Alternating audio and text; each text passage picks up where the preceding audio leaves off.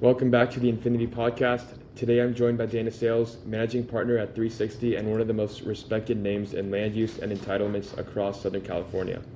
With nearly 3 decades of experience in zoning, planning, and development strategy, Dana has helped bring some of the region's most complex real estate projects to life, guiding teams through political hurdles, community engagement, and long-term visioning. Dana, thank you so much for coming on the podcast. It's a pleasure to have you on here. Pleasure. Nice to be here. Dana, so for the individuals listening to us who are not aware of your background, how you got started, what is entitlements? Could you walk us through everything? Your Oh, that's a background, of tall course. order. That's a tall order. What are entitlements? I think broadly, it's the larger term for any approvals that are needed in order for any kind of action to move forward with the city. So it could be anything related to something that's needed for a new development, like a zoning approval, a conditional use permit, something. It could be something for a small business. We do a lot of like alcohol permits for restaurants and bars to help them be able to operate. Sometimes we're doing use permits for schools or, kind of incidental approvals, but it's basically broadly anything that's needed to allow something to move forward with permission from the city. It's kind of the most simplistic way I can explain it. Dana, and what drew you to real estate and urban planning in the first place? Sort of accident. I think, like most of us in our careers, we didn't end up where we thought we were going to be. But very loosely, I applied to architecture school, thought I was going to go to architecture school, and was kind of recruited into an undergraduate urban planning program. And just completely fell in love with the whole concept because it was about space planning and history and government and design and the built environment and right sustainability and everything that I kind of cared about in one without actually having to choose any one singular thing. And so I think what I love about it and the reason I've continued to stay in this world like my entire professional career is that we get to be part of kind of everything, which most parts of the development process don't like. We're not just pigeonholed into one product type. We're not working on only a singular kind of development. We're not working for, one company that does a singular thing. So the variety is really intriguing and we get to be part of some really, really, really meaningful projects that really help accelerate our world. Some not so much, but some very much so. Dana, prior to starting your company, what was your role beforehand, and how did you transition from your previous experience up to your company? So I think the easiest way to do that is just to sort of really high level give you my kind of professional trajectory, which is that I went to Cornell undergraduate. I got my master's at USC. While I was at USC, we had required intern hours, like most graduate programs.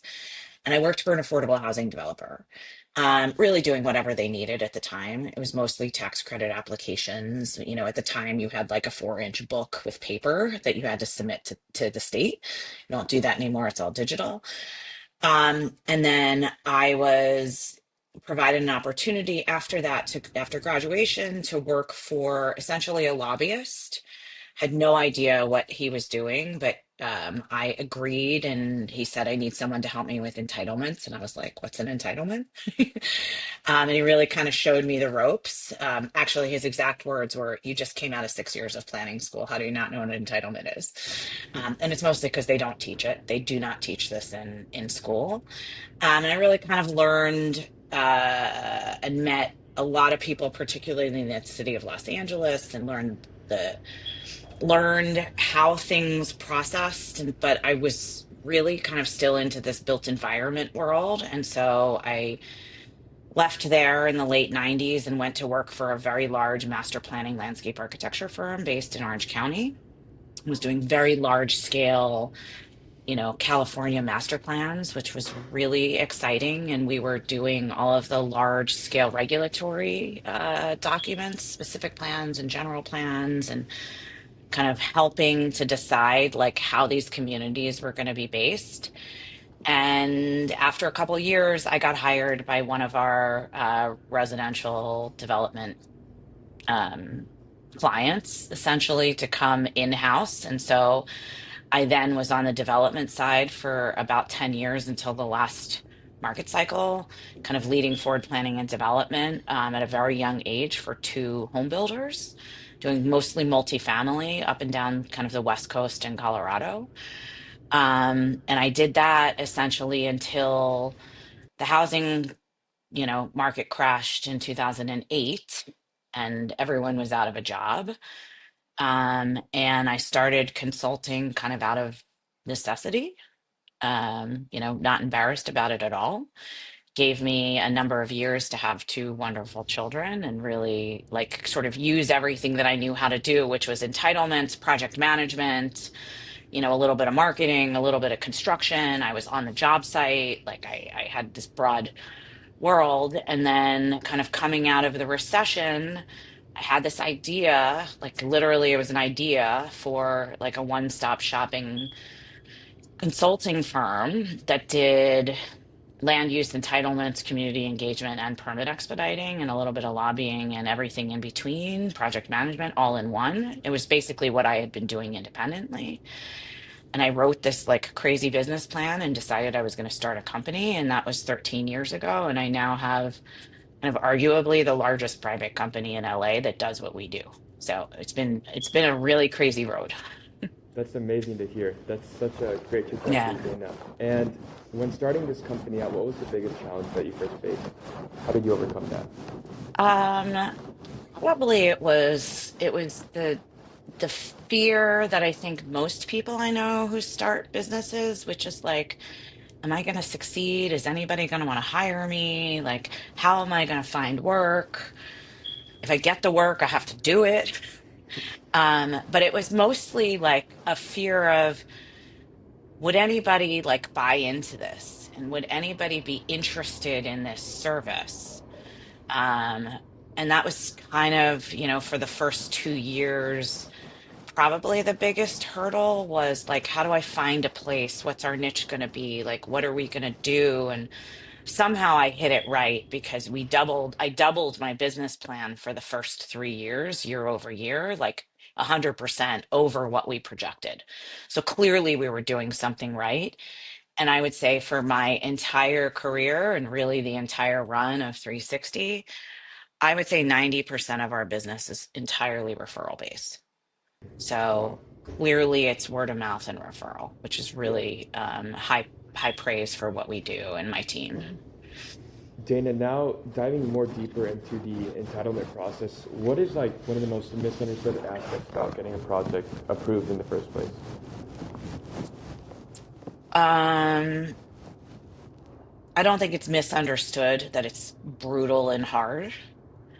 Um, I think that there's a broad misconception that just because we're kind of experts, we don't also run into the same challenges working with cities that everybody else does. Like we just happen to know a couple of people to be able to do it a little bit better, but we're dealing with the same efficiencies and inefficiencies than anyone else is. Um, I had an instance with a new client where they came in and they were like, "Oh, well, we spoke to this person, this person, this person." I was like, "Great. You're in completely the wrong department." Right? Like, that's great that you spoke to someone, but you didn't talk to the right people. Like, this person's based in the valley and this person doesn't, do etc. So that's I think where we find that have the most sort of difference is we just kind of know how to get around better, but it's still very, very, very difficult because all jurisdictions and all staff are dealing with the same level of, right? The state told us we had to do it, or the same level of applicants. So, our job is also having a little bit of empathy for the workload of staff and figuring out how to get around that. But that is really like the biggest and hardest thing about the job. It's not the actual process, it's not the actual hearings, it's not any of that. It's that. So, Dana, on a high-level overview, what has been one of the most difficult projects that you yourself have worked on, and why was it so difficult? you want an example of a project that was successful or not successful? Not successful, and then the successful one. Um, I was involved in, I always say it's the best project I ever worked on that will never, ever, ever see the light of day. Um, it was a hotel in Hermosa Beach. Very, right? I'm sure there's people who are watching this who are going to know what I'm talking about. Client of mine owned, probably the most prominent piece of land in all of Hermosa, right on the Strand. Um, Designed a beautiful, very muted, it was only 3 stories, hotel and restaurants and community space and everything that you could imagine to enjoy this like wonder of the coast. Worked on it for 6 or 7 years. And essentially the amount of exactions and asks and impositions between the city and the coastal commission killed the deal and made it not feasible, because there's only so much that one development can do to like solve a city's problems, and it's not reasonable. And we had pretty broad community support. We had over 3,000 people on our support list, but we just couldn't get the, I'll call the greater bureaucracy of the city and the state to understand that at some point it was too much. And I don't think that they believed my client when he said it was not feasible. And they ultimately walked away from the project. And it's really unfortunate because it was And that, beautiful. and that was after 6 or 7 years? Mhm. Wow. And 7 figures, probably twice over in capital investment. Yeah, that's unfortunate. What about a successful project that you've worked on? Um, oh, I have lots and lots and lots. I always say like one of the most satisfying things about honestly doing community engagement is getting people who were like hell no to show up at a hearing and say, you know what, these people have listened to us and they've worked and we're really excited about what's coming. I have the largest project in Westchester by the airport. It's a almost 500 unit multifamily project that again took almost 3 years of entitlement and community engagement. We had over 40 community meetings of various, you know, levels.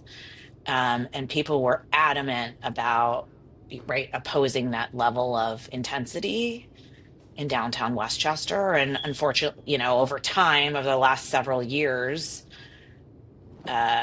a 7 story building is no longer a like an oddball. And by the time we ultimately got to our final hearings, we had only support. We had no opposition. We had some challenges, but they were from unions and not from anyone in the community. And so we consider that to be a massive success. The project is now in plan check and really excited that that one is going to go forward because it's transformative for that community. Dana, in retrospect, looking back like 20 years, how has the entitlement landscape changed in California?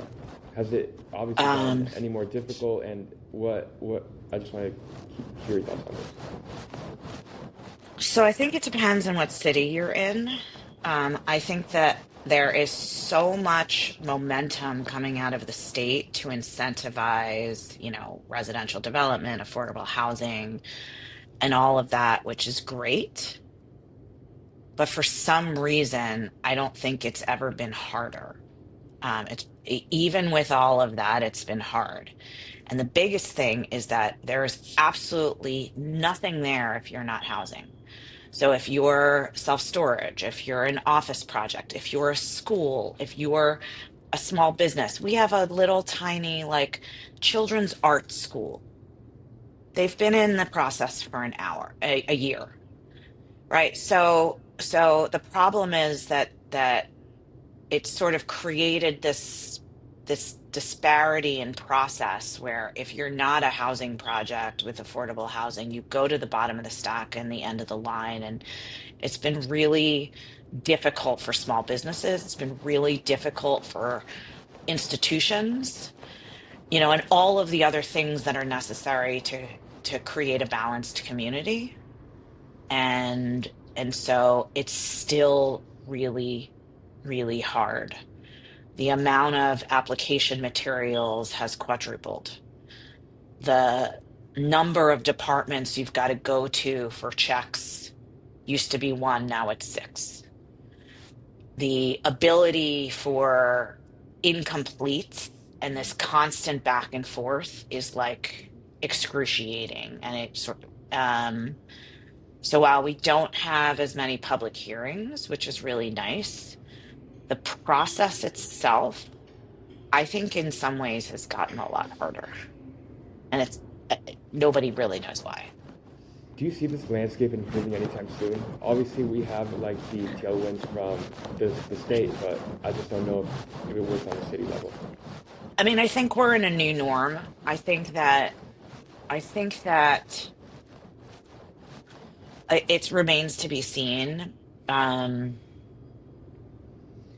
for me, we're still at the beginning of the cycle. And what I do on the entitlement and approval side, like we're at the beginning.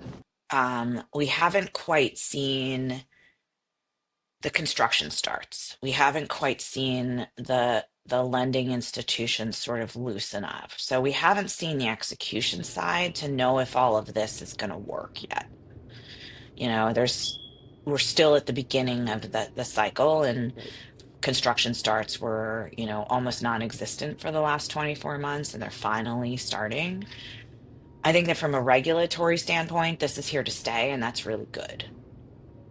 But I think how effective are all of these laws and policies going to be, I think still remains to be seen. I'm incredibly optimistic that the intensity allowed by the state, particularly in the housing side, helps to make some of these projects that weren't feasible again, and they'll start to move. But I still think that we're, 12 to 24 months out from really seeing, right, seeing the results of it, right? Yeah. Entitlement numbers of approvals are only as good as whether they actually get Yeah. built.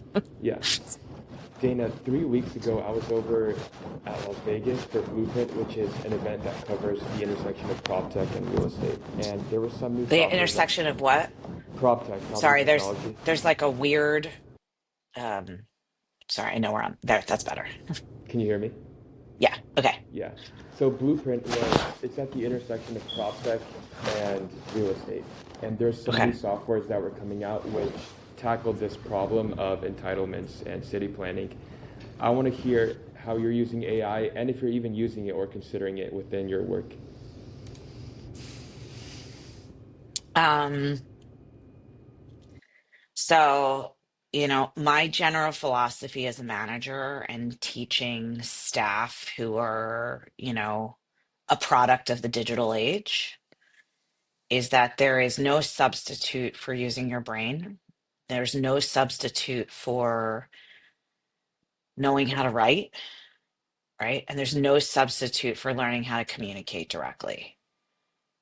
AI is a shortcut and it is not perfect, and should not be used to do our jobs, right? At the end of the day, half the stuff I do every day could not be done if I wasn't having direct communication with someone. That being said, I think that there are some elements of AI in our world that can be helpful. Um, uh, I was running short on time one day and I asked my chat GPT to write me a 1 minute public statement on something because I needed to make a statement and I was just sort of blocked. And so I had it kind of like draft something, and it was like 90% there. And it gave me the ability to then finesse that last 10% without needing the time because I didn't have it. So I think that there are instances where it can be really helpful. You know, cities are moving to AI plan check, but it's not there yet. And we hear all of this. Like I went to a conference also, and the big thing was like having AI do your billing and having AI like, you know, do your construction bidding. I still don't think that there is a replacement for the human element. Um, and if there isn't, then none of us have a reason to exist, right? Yeah, agreed. Dana, let's talk about sustainable developments in California because that is one of my passions. Have hmm you yourself been involved within any projects that have incorporated sustainability in them, and how difficult has it been for them to actually Let me filter ask out? you, let me ask you a question. Let me ask you a question back. So, sustainability is a broad term. So, like, are you talking about green building measures? Are you talking about operations? Like, what are you curious about, Green or all building of the above? measures, green construction, green building materials. Yeah. Um, so as a function of Title 24 and the California Green Building Code, there are no new buildings that aren't sustainable. Like you just it's just the new norm. So that goes to building materials, it goes to systems efficiencies, it goes to energy conservation, it goes to, you know, passive cooling, green roofs, heat gain, you know, all of that is like it's really sometimes when we go into a community where they haven't had any new building for a long time, you know, you get a lot of comments about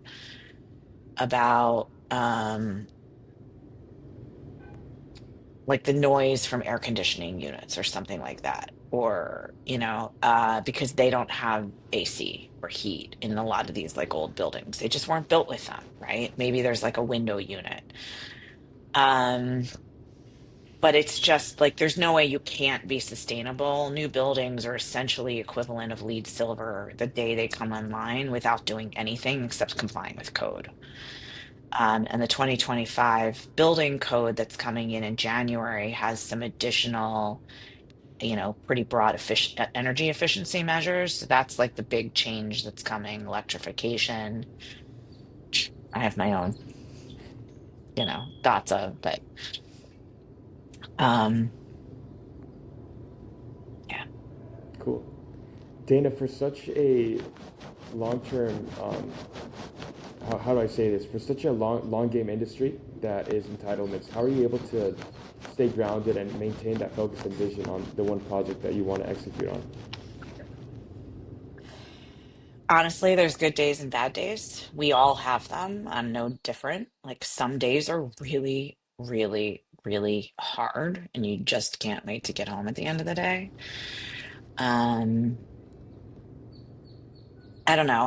I generally have this philosophy that every day is a new day. You got to like shake off what happened yesterday and come in fresh and start over and give every day a new chance. Um, it tends to work, right? Um, I exercise, I spend time with my kids. I make sure that when I'm off work, I'm off work. It gives me that opportunity to recharge, especially when I'm going into kind of a tough couple days or a tough week on something. It's just kind of the nature of the game in any industry. I don't think this is unique. Give us an example of a tough week, what it would look like for you and your firm. So I think we've got, I would say, two different kinds of scenarios. One is sort of everything becomes a fire drill all at once, like things we weren't, right, we weren't thinking about,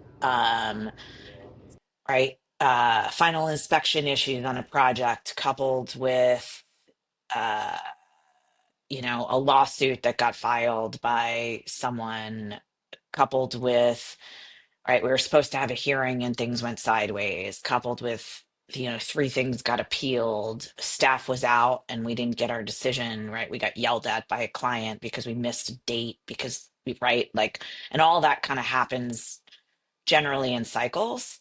And we get all of that at once and it's all hands on deck. And, everyone's just running, trying to put out fires, right? So you've got that kind of hard.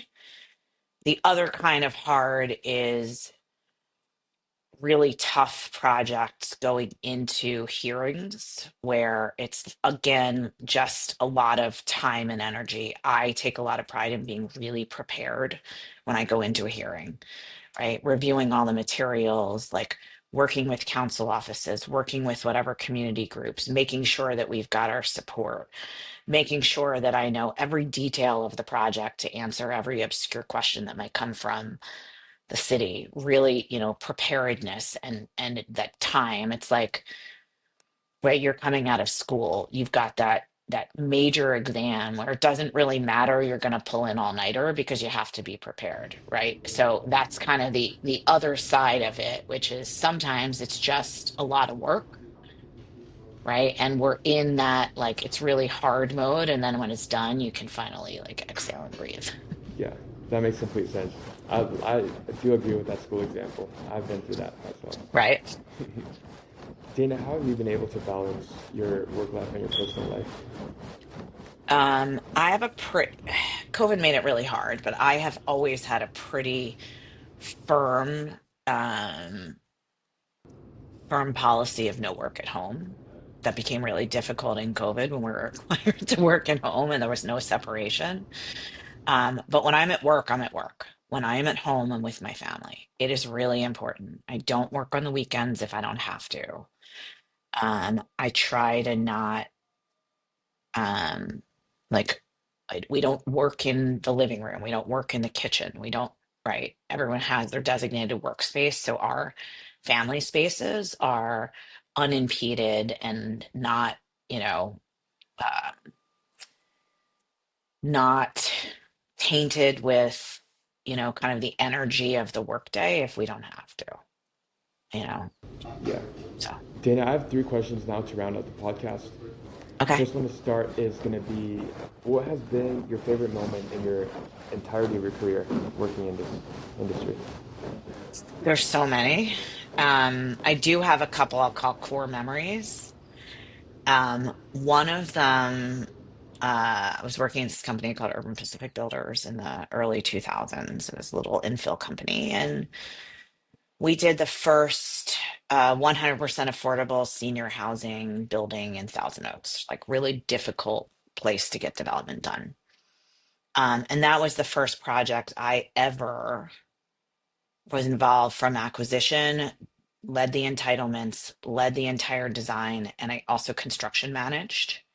And I was involved in the leasing efforts. And we had this grand opening, and there were a whole bunch of, residents there. And there was this little table of about five women, all kind of kibitzing. And I went over to say hi and right, introduced myself. And this one woman grabbed my arm and she started to cry. Like I was like 28. I had no idea, no idea what I was doing at the time.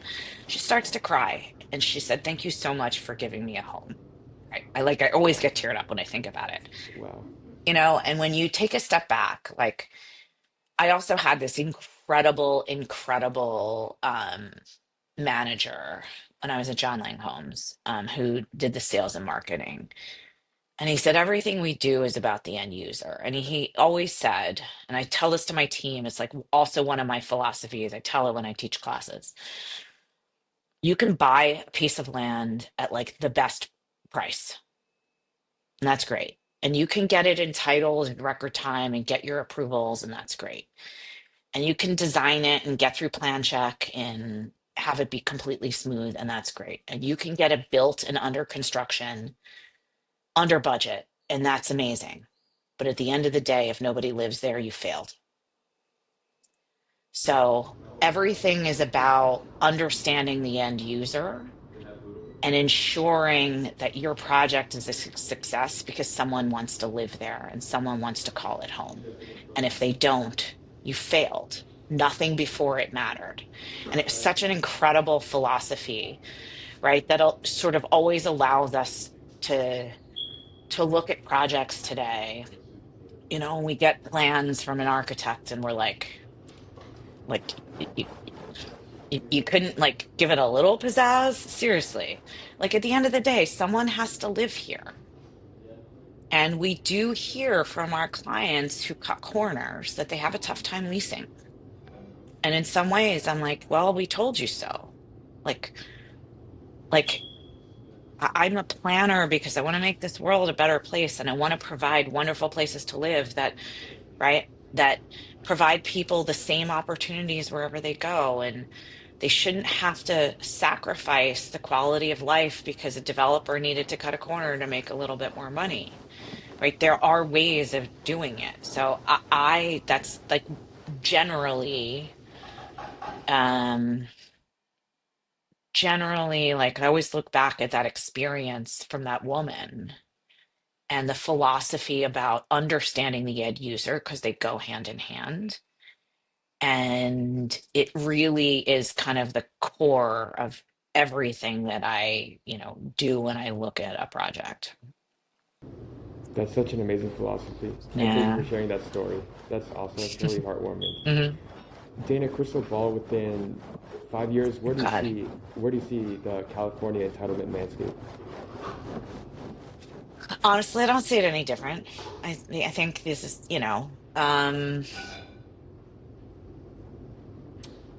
I came from a conference, right? Our national APA conference was last week, and one of the big themes was simplification. Like telling cities to stop making things so hard, like make codes more transparent, adopt alternative compliance standards so everything isn't so prescriptive.